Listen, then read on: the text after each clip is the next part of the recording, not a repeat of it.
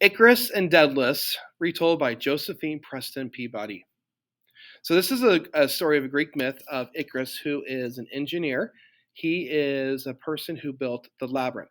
King Minos invited Icarus to stay with him and realize his talent and decided to keep him on the island of Crete. So, just a quick little preview. Here we go. Among all those mortals who grew so wise that they learned the secrets of the gods, none was more cunning than Daedalus. He once built for King Minos of Crete a wonderful labyrinth of winding ways so cunningly tangled up and twisted around that, once inside, you can never find your way out again without a magic clue. But the king's favor veered with the wind, and one day he had his master architect imprisoned in a tower. Daedalus managed to escape from his cell, but it seemed impossible to leave the island, since every ship that came or went was well guarded by order of the king.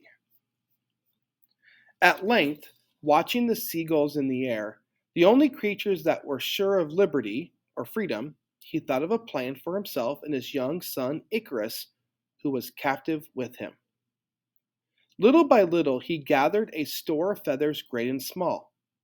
He fastened these together with thread, molded them in with wax, and so fashioned two great wings like those of a bird. When they were done, Daedalus fitted them to his own shoulders, and after one or two efforts, he found that by waving his arms he could winnow the air and cleave it, as a swimmer does the sea. He held himself aloft, wavered his way in that with the wind, and at last, like a great fledgling, he learned to fly. Without delay, he fell to work on a pair of wings for the boy Icarus, and taught him carefully how to use them, bidding him beware of rash adventures among the stars. "Remember," said the father, "never to fly very low or very high, for the fogs about the earth would weigh you down, but the blaze of the sun will surely melt your feathers apart if you go too near." For Icarus, these cautions went in one ear and out the other. Who could remember to be careful when he was to fly for the first time? Are birds careful? Not they. And not an idea remained in the boy's head but the one joy of escape. The day came and the fair wind that was to set them free. The father bird put on his wings, and, while the light urged them to be gone, he waited to see that all was well with Icarus, for the two could not fly hand in hand. Up they rose, the boy after his father.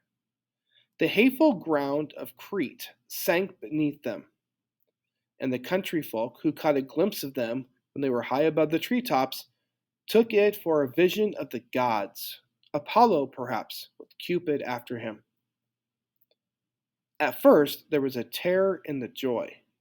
The wide vacancy of the air dazed them. A glance downward made their brains reel or dizzy. But when a great wind filled their wings and Icarus felt himself sustained, like a halcyon bird in the hollow of a wave, like a child uplifted by his mother, he forgot everything in the world but joy. He forgot Crete and the other islands that he had passed over. He saw but vaguely that winged thing in the distance before him that was his father, Daedalus. He longed for one draught of flight to quench the thirst of his captivity. He stretched out his arms to the sky and made towards the highest heavens. Alas for him! Warmer and warmer grew the air.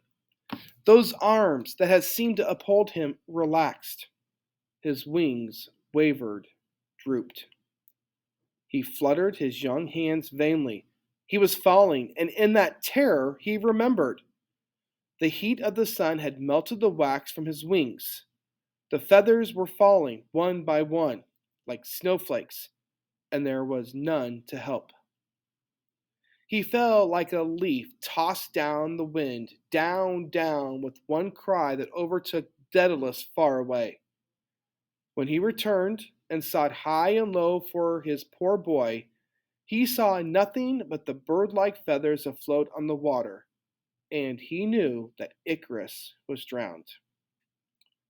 The nearest island he named Icaria in memory of the child, but he, in heavy grief, went to the temple of Apollo in Sicily and there hung up his wings as an offering. Never again did he attempt to fly.